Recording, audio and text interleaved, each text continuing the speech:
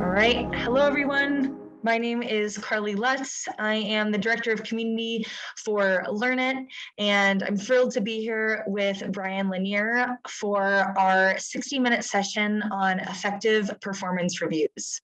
A little bit of context on Learn It and who we are and how these sessions work in case you're new to Learn It and our community events.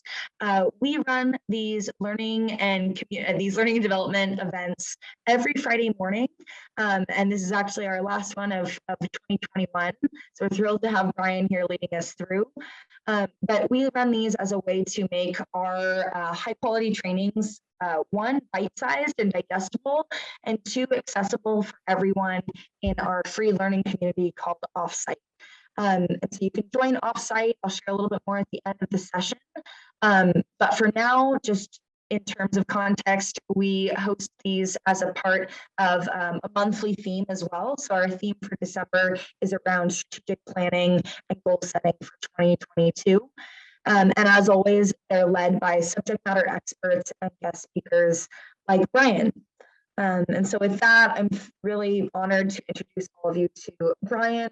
If you've been attending our events and our trainings for a couple months now, you probably know Brian. But Brian is a diversity, equity, and inclusion trainer and consultant. He is the vice chair on the advisory committee for the Calgary Black Chamber. And has been really working in this space of training and coaching for 20 plus years, working with CEOs, business leaders alike, and has also served in several leadership positions for some of America's biggest brands, including Starbucks and KFC. And has also, we don't have it on this slide, but has also been the CEO and founder of his own consultancy and training firm called The Leader's Circle as well. And of course, super highly educated with a master's in business administration from St. Mary's University in Canada. So I also just want to say a personal note with Brian. He's just been a pleasure to work with, and our team at Learn It is so thrilled to have him on our team. So with that, welcome, Brian. It's so good to be here with you. Great, Carly. Thank you. That's a very warm, heartwarming introduction. I appreciate that, and the feeling is mutual. Well, welcome to everyone. And I'm going to bring my slides up because you can't be a consultant without your slides, of course. So do you see my slides, Carly, the single screen? Yep, that's looking great. All right. So as Carly and I were looking at having this conversation about implementing effective performance reviews, we were talking back and forth. And I know this really is for you. We're committed that you walk away with at least one new action you can take on with a topic that for a lot of people can be stressful, like, performance reviews, I hate them. Or, I always get upset anytime performance reviews come up. Or you might have a relationship like, I'd rather go to the dentist, and have a molar removed than do a performance review. But or you might feel comfortable with them, but wherever you're at, we're inviting you to participate watching this video, not as if you're watching Carly and myself, but imagine that you're right here in your own living room and we're having a conversation about how do you implement performance reviews in a way that works and it is a win-win for all parties. So first, my coaching to get the most out of this call is that you pull out a pen and paper and you make some notes as we go along. So the first thing I'd like for you to do is to give yourself a rating. This is a self-assessment. How confident are you in implementing performance reviews? Give yourself a 1 if your confidence level is low. Give yourself a 2 if it's, hey, I'm pretty good at it, or, I'm comfortable with it. Or 3 if you're very, very, very comfortable. So 1, 2, or 3, low, medium, or high. And Carly, since you're a studio audience, what number would you give yourself in implementing effective performance reviews? Yeah, I would give myself probably a 2. Yeah. I have some experience on both the receiving and the giving end. But Brian, kind of as we were talking about right now, I've learned, the reason I say 2 instead of 1 is because I've learned on the receiving end that performance reviews can be a really great opportunity to actually advocate for yourself, share areas for growth that you want to grow into, versus be nervous or just be like, oh God, I'm gonna just be receiving this. I have no power here. So I would say I'm a solid 2, just to touch on that. Great. Okay, great. All right. I'd give myself about a 2.5. I've had experience delivering a lot of performance reviews in my days at Starbucks or KFC, and I've received a lot in my career as well. So for those of you at home that are participating, if you actually pulled out a piece of paper and you, just like Carly and I, gave yourself a rating, then I want you to, what there is next is you give yourself a gold star.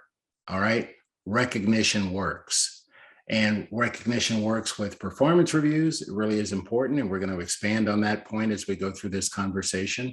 And also, I want you to be recognized because you're not simply a spectator watching television as Carly and I are having this conversation.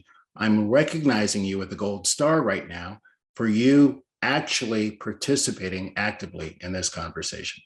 All right, gold stars work. Just as an aside, we had the grandkids over this past weekend, Wes, who's 4, and Bai, who's 2. And even as kids, you get a gold star, Wes, if you get out of your pajamas and get dressed, and he got out of his pajamas and he got dressed, so even as kids, and I'm not calling our viewers kids, but even all of us appreciate recognition, and recognition is an invaluable part of doing a performance review as well. Okay. All right. So we have 4 outcomes for our workshop today. And at the end, we're going to check in to see if we fulfill them where you are. So one outcome for this workshop is that you recognize the importance of having effective performance reviews in the first place. And another one of our outcomes for today is that we want to have you expand your capacity to prepare and deliver effective performance reviews. And then third is how to conduct powerful virtual performance reviews. Most of us now with COVID and everything else that's happened, we're working alone. And there could be a tendency for people to say, well, we'll pass on the performance review until we are back working physically together. But we will coach you today on how to do a performance review virtually and have it be as effective as if you're in person. And then our fourth outcome is we're going to coach you on addressing some common performance review challenges and some questions. So again, those of you at home, and I'm going to ask Carly in a moment too, I'll put her on the spot, but which of these 4 most resonates with you? Which of these outcomes would make a difference for you? Number 1, number 2, number 3, or number 4? Carly, how about you?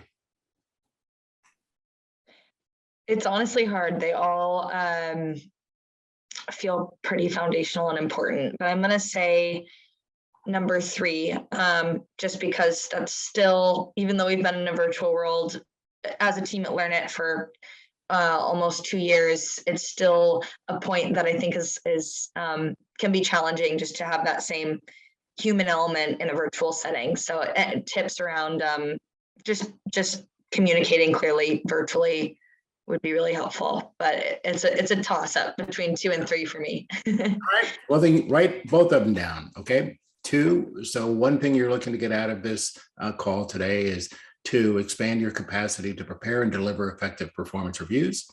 And another one of the outcomes that Carly's focused on is 3, how to conduct powerful virtual performance reviews. Those of you at home, again, pick one of these that you're going to focus on. And then at the end, we'll ask you, did we fulfill on this where you are or not? Okay, moving right along. There's a lot out there on the topic of performance reviews. Even as I was preparing to deliver this with you, I went on the internet, I read a lot. We have our own design specialist at Learn It that we consult with that prepared this deck. And there's a lot out there. So let's take a few moments and just go through some common definitions and terminology. So performance reviews are also called performance appraisals, performance evaluations, or career development discussions. So whatever term you use, we're talking about the same thing. And then there's a systematic, what's the definition of a performance review?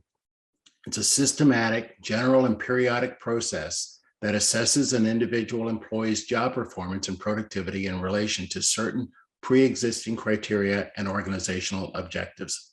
That's a mouthful. We're not going to give you a test on this, but we just want to have a common understanding as we go through this conversation today. Now, what's the purpose of a performance review? The purpose is the process of assessing an employee's process towards goals and to provide constructive feedback for skill building, okay? And then this is really important. The last part here is there are 4 distinct aspects that are critical to implementing effective performance review. One is set an inspiring context. By default, I know for myself, when I was working in the restaurant hospitality industry, the context that I had when Randy Jarrett, my boss, said, Brian, we're going to be doing your performance review next week. The context was, oh my gosh, I'm in trouble. I better look good this week. But we want you to set an inspiring context. One, and we'll repeat ourselves as we go through here. One of, it's a two-way conversation. One of, if I am the boss and Carly reports to me, I'm not like the police person, trying to catch her in a trap. I really am out to have Carly be successful. And this is our opportunity. So you want to take time to set an inspiring context. Second aspect is this is an opportunity for some goal setting and ongoing communication. So I'm not waiting, up until our annual time for Carly and I to talk. By the way, I'm not Carly's boss, but I'm just using that as an example.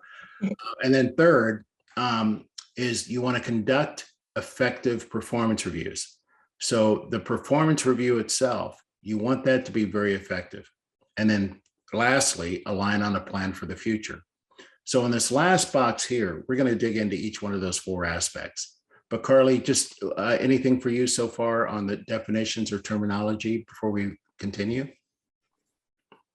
No, thank you, Brian. I think this is great. I just love your point around it not just being a one-time conversation or like some giant shock with the performance review. I think that's just a great point of it not being something that people are fearful of, or there's going to be some giant surprises, that there's context and conversations that support around the performance review too. So thank you for sharing that. Yeah, absolutely. Thank you. All right. Now a performance review or a performance assessment, whatever terminology you're comfortable with, it's a formal assessment in which a manager evaluates an employee's work performance and where you identify their strengths and weaknesses and you offer feedback and you set goals. And I love this definition here, of what performance is. And this is from Alicia Kahn, who's an author and speaker, and she's been interviewed by the Harvard Business Review. And what it comes down to, performance is the way people act, their behaviors, and for the goals that they achieve, their outcomes.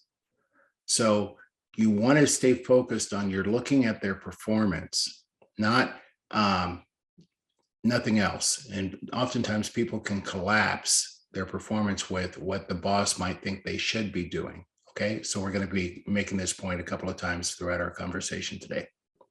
All right, now let's go through a little case study. Let's have a little fun with this here.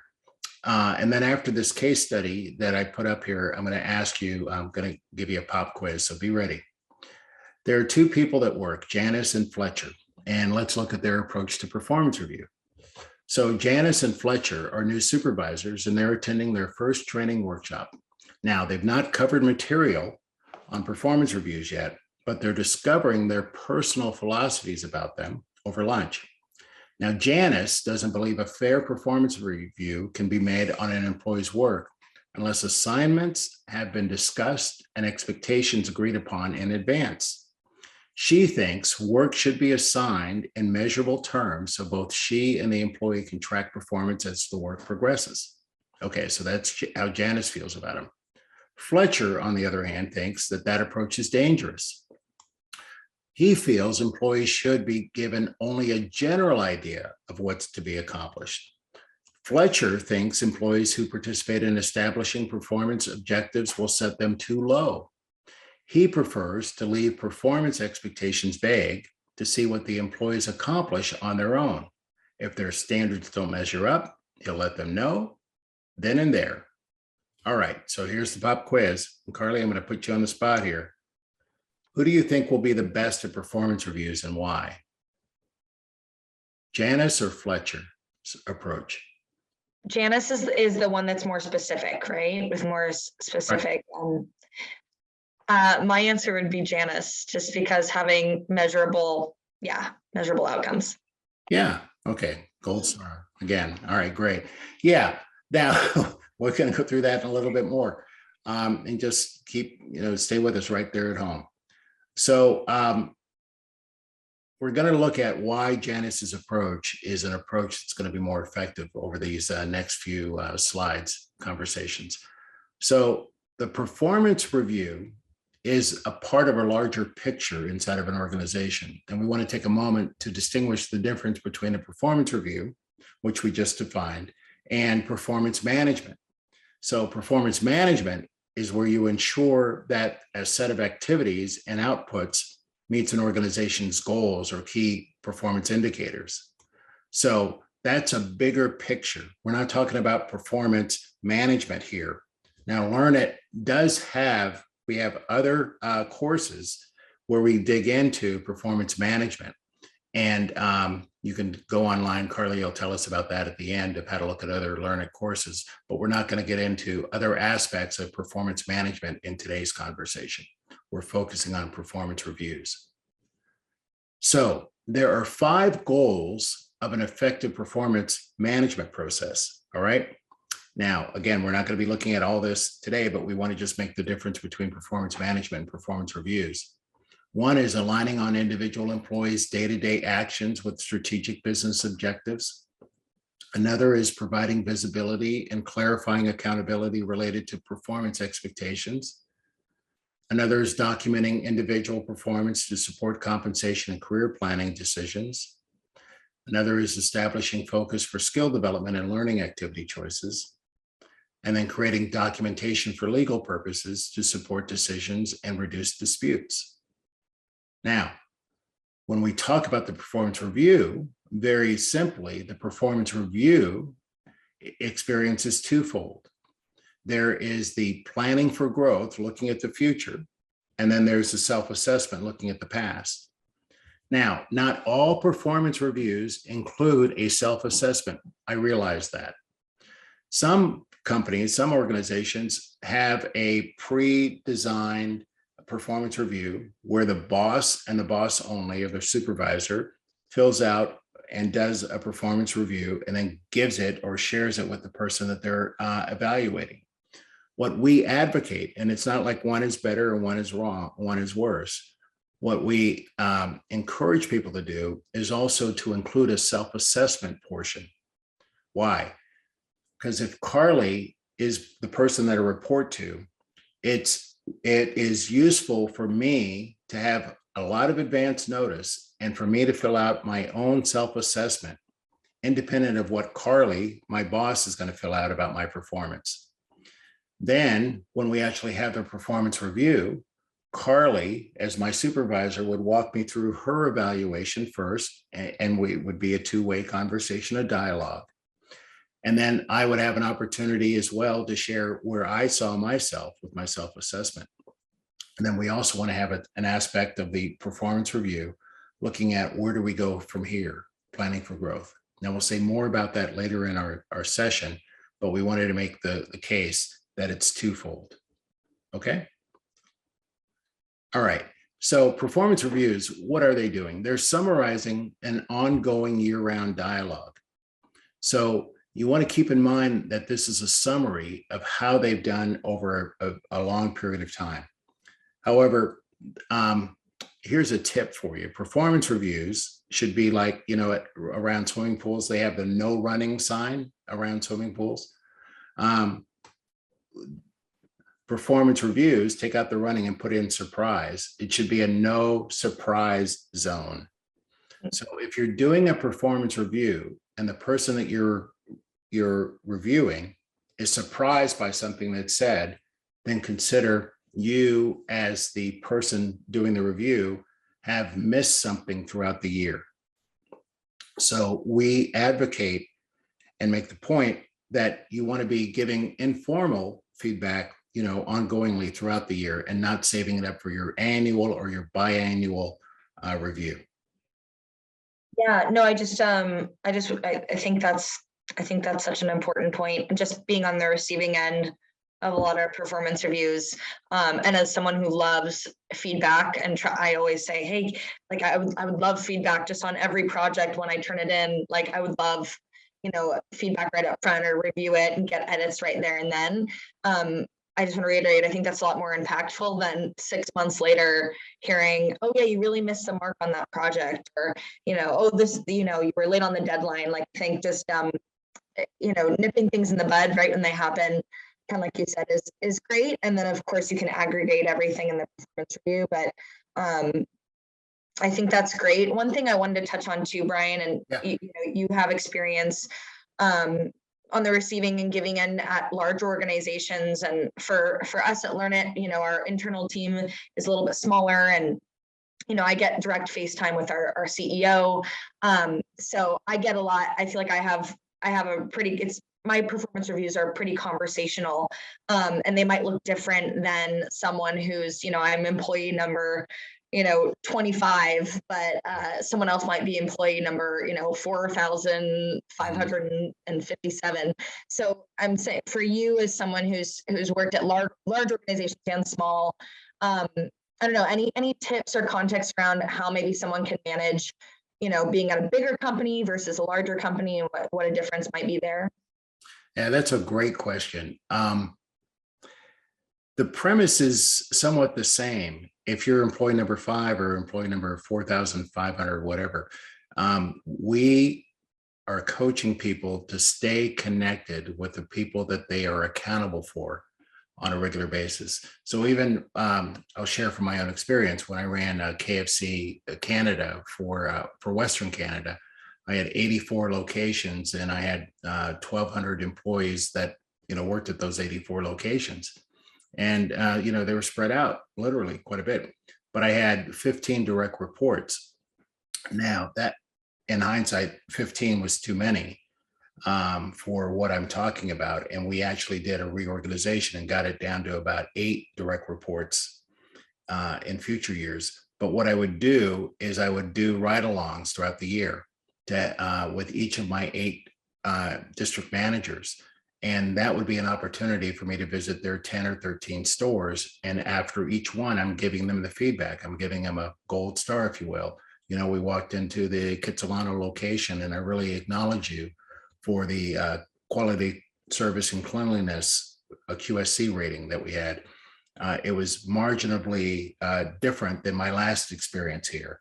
Or I want to acknowledge you, for promoting Sarah, at the Kensington location, because we talked about you developing people as part of your own development growth.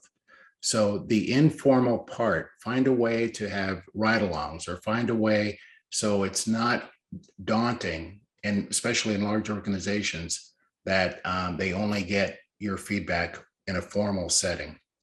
Is that responsive to what you were asking? Yeah, absolutely. And I think that also speaks to, I know we're going to get there, but the kind of the challenges of virtual versus not. Like I remember with my boss, if I had a question or I was struggling with something in the moment, he'd be like, well, let's take a walk and go get coffee. It was, there's those nuanced ways we kind of give and receive feedback, when you're in the office, or you're just in person, or you're just, your boss or whoever can kind of see you struggling or see you frustrated, versus, like you said, we don't have that now. So we can save this question for later, but just that around, I think we'll cover tips for kind of how you make up for those nuanced opportunities for feedback, and use for performance reviews as a tool for that in a virtual setting. Would love your thoughts on that as well. Yeah, I love that. Let's go for a coffee. That's great. One practice that I have, just so I don't forget to bring it up when we talk about virtual, which we will, but I have 2 colleagues that also are consultants, and we used to physically be together. We'd fly to cities and we'd be delivering training sessions for a week at a time, and we don't have that luxury now. But what we do have in place is every Saturday morning from 9 o'clock to 10 o'clock, we have our buddy call. And that's where the three of us get on Zoom. And it's not specifically related to designing or debriefing for a previous client, but we're bringing our own lives to it. So that is a way of us having a virtual connection call. And that's a way for me to get some thought partnership conversations in. Hey, what do you think about this? And, John will share that and Kelly will share this, and I share, and we do that regularly. So that's a tip one can use as well to keep the no surprise happening, when you save it up. Yeah, I love that thought partnership, because you're just kind of brainstorming, sharing ideas. Yeah. It's a little less formal. So thank you. I love that. Yeah. Great. Okay, let's move into what is the impact of a poorly structured performance review? So hopefully most of us have not had to endure some poor performance reviews, but we want to just point out a couple of things to watch out for. So if individual goals are not aligned with business strategy, time and resources are wasted. So you want to take some time to ensure that the person, if Carly's the person I'm reporting to, and we're at Learn It, it's in her best interest to be tied into what the CEO's business strategy is. Where's the whole business going? And to make sure that there's a line of sight between whatever she asked me to give my word to, what goals and targets we set between the two of us, have to have a line of sight with the business overall. And if they don't, it'll result in wasted time and effort. I'll be working on something that has nothing to do with the growth of the company, for example. It can also have low employee engagement levels. It may mean that individuals are not performing at their best, okay? And inconsistent evaluation criteria and rewards can lead to mistrust, lower productivity, and higher attrition. And also, if top performers see no differentiation in performance ratings, opportunities and compensation from underperformance, morale can suffer. So you want to make sure, you can take a screenshot of this slide as well. This is what not to do. This is what to be mindful of. You want to have all people in your organization know, here's what the criteria is. It's going to be the same for Bob as it is for Farhid. It's going to be the same, for this department, marketing, as it is for HR or for operations. All right. Now, we want to look at some tools you can use to ensure that your performance reviews are staying on track, given the pitfalls we just shared. And one is the tool of job descriptions. Most large organizations have a pre-written job description. If you're in a smaller organization that don't have these, we encourage you to write out a job description. Why? Because we want you to be evaluating the performance of the person against what they were hired to do, not against your cognitive bias, or not against, about how you feel about them or how popular they are. So you really want to reread the job description before you do your performance review with somebody as well. So a job description is one of the key legal documents in your organization, and use the job description as another tool to objectively, keyword, review people's performance. So what they were hired to do, be really clear, and you can actually share this with a person too, giving them plenty of notice. We're going to do your review. We're going to be doing it starting in the month of February. I'm going to be doing them, between February 1st and February 15th. And so I'm giving someone lots of notice. I encourage you to reread, the job description, and we're going to be looking at what we hired you to do, how they were to do it. You want to be clear in the job description as well, and in your informal conversations prior to the performance review, how you expect that they're going to perform that job, and why this job function is necessary. People want to know that they matter. People want to know how they fit in with the bigger picture. And then lastly, what do they need to know, be able to do in order to be a fit? So the job description in these four spaces, when you hire somebody, you want to go through those four spaces that are on the screen. And then also, you don't want to simply put the job description away. You want to bring it back out for the performance review process and have those four spaces in mind. All right, let's look at standards and goals that are involved with performance reviews. So the business success is directly related to the staff commitment and productivity.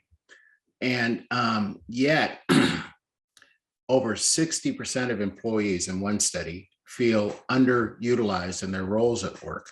So you want to make sure if I don't feel that I'm being utilized properly, and studies have shown that over 60% of people in companies do feel that way, then it's going to impact the overall company's performance as well. So we want to look at what factors contribute to low performance standards and expectations. So some of the factors are managers unconsciously lower their expectations to avoid confrontation. So since most people dislike discussing declining performance with their employees, they avoid it. And by reducing their expectations of what's required. In other words, hey, I don't want to get into it with Farhid, so I'm going to lower my expectations of what I want him to do next year. Now, if I do that, then it's going to impact the company's overall performance as well. And for a lot of managers, this is unconscious. Excuse me. Employees have a tendency to protect themselves from possible failure by pushing back on what's expected as well. So they'll often negotiate or bargain the job down to a more comfortable level. And this is from an article that was written in Performance Management. So we're not just making this up, but you want to be aware of these potential pitfalls, and notice, try to get at the source of it. There's something else there that I want to avoid confrontation. Look at, okay, what is that, and get that identified. Okay. And then we want to keep reminding you what performance is. Setting performance standards is easier than you think. And we want to move now into setting SMART goals. Many of us have heard this acronym, SMART goal setting. And we want to get into how to do that. So there are two questions to consider when you develop goals. So you're going to develop goals with the person that you're evaluating, and you're going to set that up at the beginning of the year. And are goals written clearly and objectively? And are they directly contributing to the achievement of business strategy? So when you're doing the future planning, when you're sitting down with the person that reports to you, you want to be clear that it's really clear and objective. If for whatever reason, they end up doing their review with someone who is not in the room, let's say you get transferred, let's say you move to another city or something, and you're no longer working with this person, you want to be able to have it so whoever takes over doing that performance review, it's really clear and it's objectives. Okay. And then, as we've said before, you want to make sure that whatever goals you're setting for the individual tie into the overall business strategy as well. Now, goals should address what's expected and how it will be achieved. So you want to have the what, or the quality, and the how. So the what is, I would say something as specific as, I want you to close a minimum of $100,000 in new sales in this fiscal year. So the what is, you want to be very, very specific.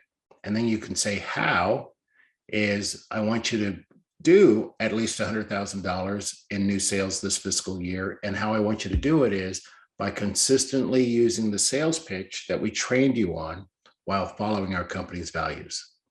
So if you have something like that written down, that clearly, it takes out all the subjectivity when you do the review next year or next quarter or whenever, how often you do it. Okay, so SMART goals make SMART goal setting. So SMART, you want to have it be specific, measurable, actionable. Some people use the term achievable, but we like actionable here. Results-oriented, realistic, or relevant, and then have it be time-bound. If your goals are not specific, if they're not measurable, if they're not actionable, if they're not results-oriented, time-bound, then you're not, it would be like your likelihood of achieving that is reduced dramatically. Okay. Carly, how we doing? Anything you want to put in, or? Yeah, thanks, Brian. I did have one question here, and again, this kind of goes more on the receiving end. So I've had cases in the past, actually both on the receiving and giving end, where maybe the KPI is set, or the what is set, but to the employer, the receiver, one, it might feel like daunting, which is, maybe just there's a motivational factor, or some confidence to work on the receiving end. But also, like, if the receiving person is kind of like, well, I think this measurement would actually show that, like, that would matter more for the business strategy, like this is going to show this better. I don't know. What are your thoughts on if the person on the receiving end is either hesitant, maybe, slightly afraid of how high the expectation is, maybe the number in sales, $100,000, feels daunting, or they feel like there might be another KPI that could actually measure their success better, or just complement it? Like, what are your thoughts on, the person who's receiving the performance review kind of, sharing that, or it being more of a dialogue around those KPIs? Do you feel like it should come just from the manager, or the person there kind of setting that, or do you think there's some room for discussion and dialogue there? Yeah, that's a great question. Definitely dialogue and then ultimately you're the boss, and so you're held accountable by the person you report to, and you've got business objectives. However, far too often managers can fall into the pitfall of just do it. Okay, ultimately I just want you to do it, but you're not going to be effective in the long term. You might win that argument, or you might be dominant in the performance review process. However, you won't have the hearts and minds of the person when it comes time for them to do it, 3 months later or 2 months later. So take some time to really understand what their hesitancy is. Perhaps with the example that you said about, the $100,000, I think if you're asking me to do that as my key performance indicator, and I push back on that, then perhaps me as the manager, I missed having you see what the overall business objective is. I may have missed having you be inspired by what the why is for the whole company. Mm-hmm. If I'm dating myself, but when President Kennedy in the US, I know we have people watching from all over the world, Mm-hmm. back in 1961 said, we're going to send a man to the moon and return him safely to Earth by the end of the decade. That was before there was a NASA and the astronaut program, but it was an inspiring why, and people galvanized around that objective.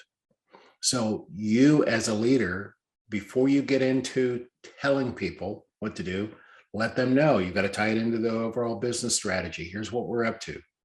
We're going to be the predominant leader in our industry of this. Here's the role I'm asking you to take on. Here's how we're going to measure this role. Here's how I'm asking you to implement it. How do you feel about that? What do you need? I'm not going to leave you until the next performance review. I'm going to be around. We'll set up whatever we need to set up. Mm-hmm. Be effective. Yeah, that makes a ton of sense. Yeah, thank you. Thank you. Yeah, so goals must reflect conditions that are under the employee's control as well. And action plans can document the steps necessary to achieve the goal.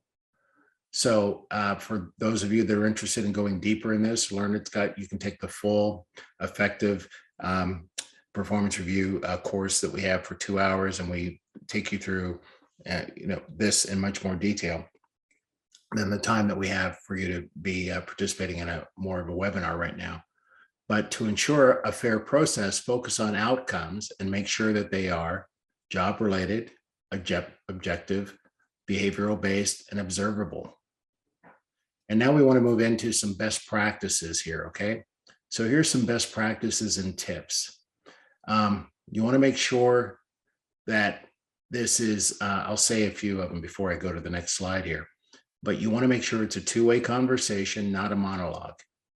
You want to schedule time well in advance. When you hire the person, you want to tell them we do performance reviews here at this company. We do them twice a year. We do them every June. We do them every December, whatever your organization is. And you also want to tell them that I'm going to give you a reminder about 4 to 6 weeks out. So in May or late April, you'll get a reminder from me, saying, we've got our reviews coming up. And I'll tell you exactly, here's the form that we're going to be using, or here's the process by which we're going to be using. You want to work together as well with the employee to create goals and measurements and have continued communication. You don't want to wait. Okay, and remember, no surprises. So you want to take on the mindset of a coach. So a way to do that is I like to think about somebody that inspired me growing up. I think about great bosses that I had, Jay McGuire, and when I was at KFC, and the way that he would work with me. And I always felt heard with Jay. Or a favorite teacher that I had, Mrs. Murdoch, and how she had a way of communicating and listening.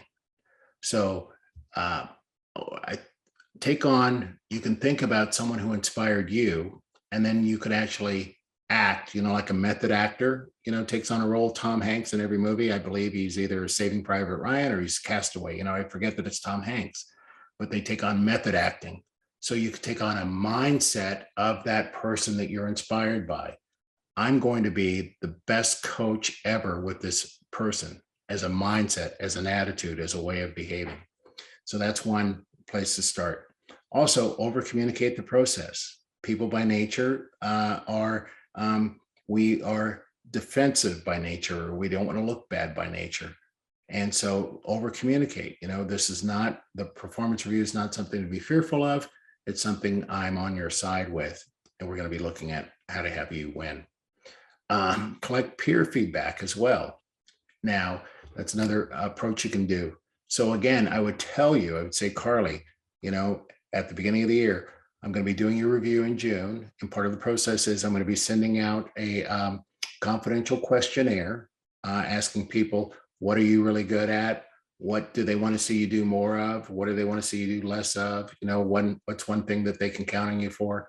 And I'll send that out to about 5 of your peers. And I'll include the themes of what they say when we do your performance review. I'll never tell you that Sally said this. I'll never say that Ben said that.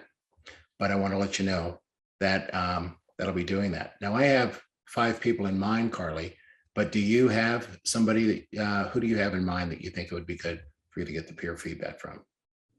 So we have that conversation, okay?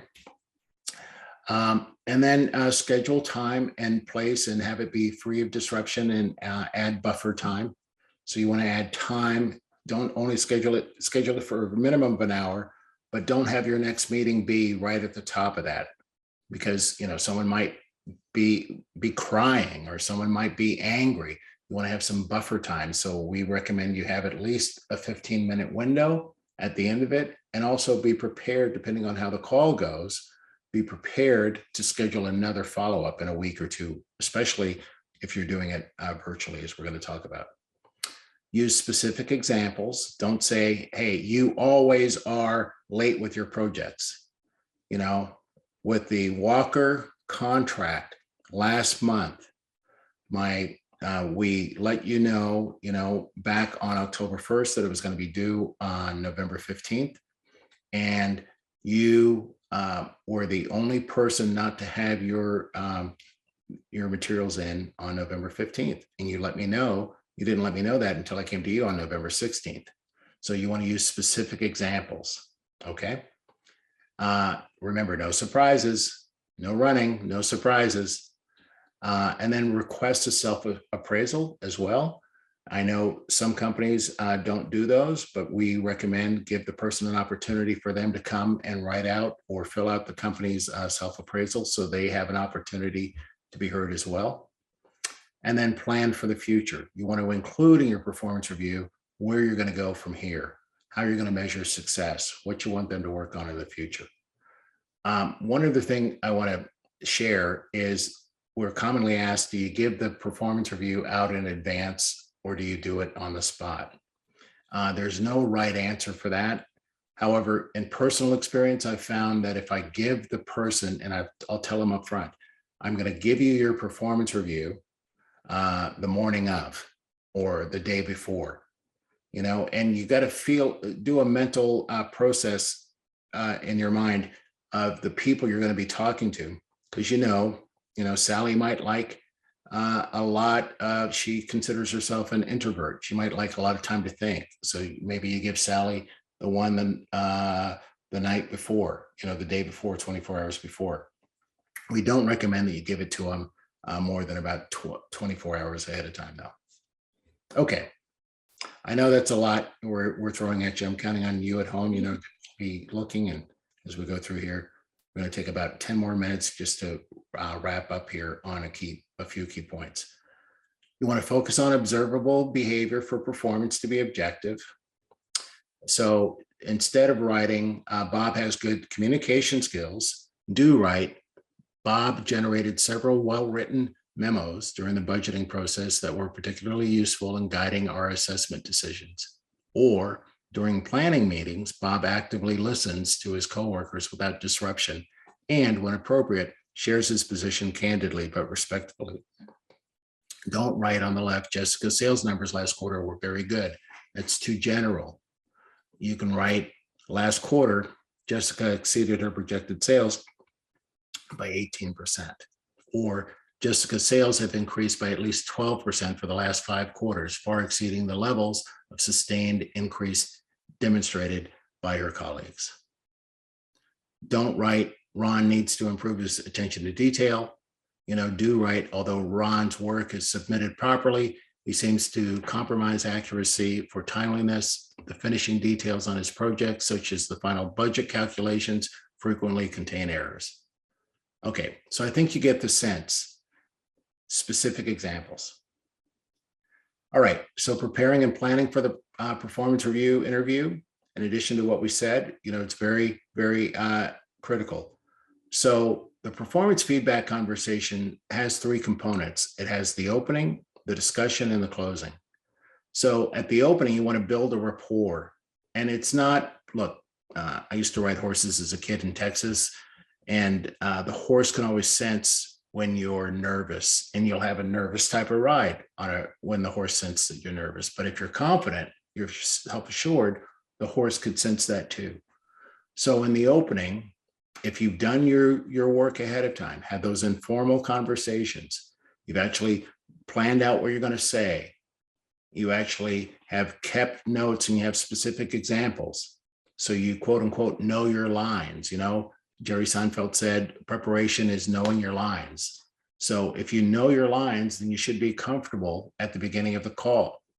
Now, you want to build a rapport, an authentic connection to the person you're speaking to. It's not you're trying to get them in trouble or catch them on a pop quiz or something. You really are on their side. So you want to orient them to how the conversation is going to go. You want to have it be motivational, even if it's going to be some bad news. I'm going to work with you, everything will work out in the end. And then have the discussion. You want to ask questions. You want to keep an open mind. You want to be, if you can, during the discussion piece, be listening more than speaking, or as much as speaking. And then the closing, you want to have a summary, you want to have a commitment, you want to have follow-up, you want to have a conclusion. Okay. And then some tips on giving and receiving feedback. So you want to intend to help, describe behaviors and their effects, provide specific examples, be open to their view. Remember that they must be able to take action in response to your feedback, and try to understand how you or the group may be contributing to the behavior. And receiving feedback 101, listen first to understand, then be understood. Try not to get defensive. They have when they're offering their perception, and assume that they're trying to be helpful. And if the feedback is not clear, ask for clarifications and ask them for examples. And take responsibility for any unproductive behaviors and show a sincere willingness to modify these behaviors. And avoid justifying your behavior unless you're asked to do so. And remember, this is about how others are affected by your behavior. Okay, now we've talked about it. Just here's some tips on if you're doing a virtual performance review. In addition to what we've said about doing a performance review, take on the mindset of a coach. You're there to have the person win. And even a coach, I love Tom Landry, the late Dallas Cowboy coach, his quote, about a good coach is having you do something that you don't want to do when you don't want to do it, so you can be the best you can be. Okay. So even if it's tough love, you want to have the mindset of being a coach. You're out to have your players' performance improve. You want to align on virtual performance review process well in advance. You want to align on, is it going to be cameras on? Is it going to be cameras off? Is it going to be a telephone call? You want to align on what time of day it's going to be. You want to make sure that you support the person, that you have your lighting and your camera on and you're well lit, and the person that you're speaking to is also well lit and you can hear them. And if you can't, then give them some coaching about that as well. Now, we don't have the cues that we pick up when we're with somebody in person when we're on video. So for example, when I see you at an office, I can see what time you come in, I can see and kind of gauge your body language, what kind of mood you're in from even across the room, 4 hours before I have my performance review with you. But when you're on virtual, you don't have as many cues as you do, because it's typically, okay, it's 10 o'clock, jump on the Zoom call and you're with them live. So you want to pay attention to those cues, that you want to be more attentive than when you're in person. Now, you may or may not notice, but what I try to do when I'm doing a video call too is look right into the camera to act as, or to demonstrate eye contact. It's not the same as eye contact in person, but studies have shown it makes a difference. And then I shift between looking at the camera when I'm speaking to looking over here at Carly, or the person I'm talking to, for their reaction. So body language is important. Schedule time and really get the other person's world to find out what time of day is going to work. Do they have kids to pick up? So do you after school, or is their spouse going to be on the internet? Sometimes if they have teenage kids and everyone's on the internet, it might affect their connectivity. Or I've got my dog. My dog happens to be named Fletcher, by the way, and Fletcher's a 14-year-old, still a puppy, but he loves to sit on the chair in my office. So I scooch him out of the office for my calls, and I put up a little gate because otherwise he'd be at my door, or whenever somebody knocks at the door. So you want to be having your situation be free of distractions. Okay. And then add buffer time. Don't go back to back, and go slow. Especially when you're in the discussion for the performance review, slow down. Again, no running zone like at the pool, no surprises in the performance review. Dress for success. Even if you're casual day to day, you want to dress for success when you're actually having the review. It communicates an importance and a reverence for the conversation that you're having. And then prepare for follow-up. So prepare for follow-up. If you have the idea that it might be a difficult situation where you're giving difficult feedback for somebody, prepare a follow-up call. Okay, John, I am asking, I know, your performance review did not go as well as you were hoping that it would go. It's been a tough year for you, and it's been a tough year for the company. And we've covered a lot here in this hour performance review. I request we meet again next week, or at the latest in 2 weeks, and let's get that scheduled now. So you have a chance to digest it. We can come back and we can actually revisit how we're going to work together to have you perform quite a bit better at our next one. Okay. All right. And that's part of adjusting challenges and difficulties. Okay. So what you can do or say if the person you're reviewing starts to cry or get upset. Now, this is not a formula. You want to be authentic, but these are some things. If you're taking on the mindset of a coach, use your own words. You might say something like, hey, I appreciate that situations like this can be emotional. Would you like a minute? Or if they start crying or if they get upset, you can say, my experience is that this conversation is upsetting you. Is that your experience? Can you talk about it? And allow time, again, to slow down, allow time for that to sink in. Sometimes there can be a pause, over the internet as well. Or if the person that you're reviewing gets defensive, resist the temptation to match them. You want to stay composed. Pause, literally take a deep breath. Or 3 deep breaths yourself. Okay. And then something else with dealing with difficult or challenging performance reviews, role play. You conduct a pre-performance review. So practice one of my coaches uses is doing a mental roll call. So in your mind's eye, you go through your people ahead of time and you see what's already there for you about each person.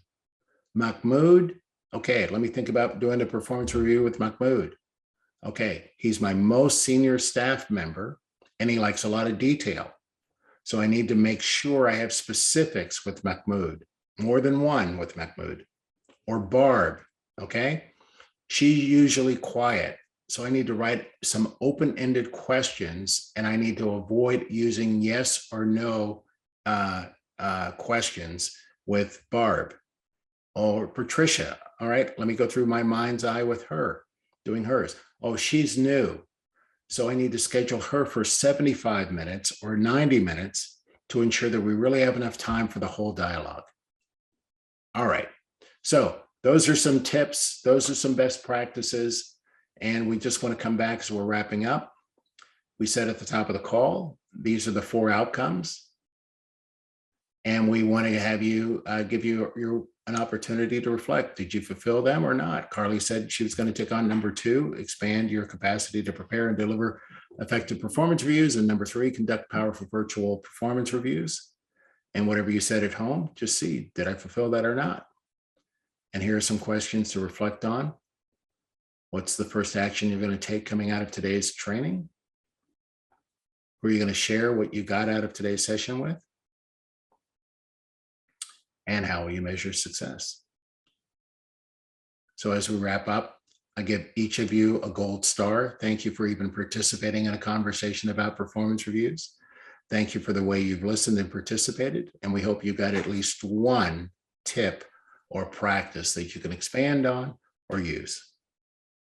I'll turn back over to you, Carly.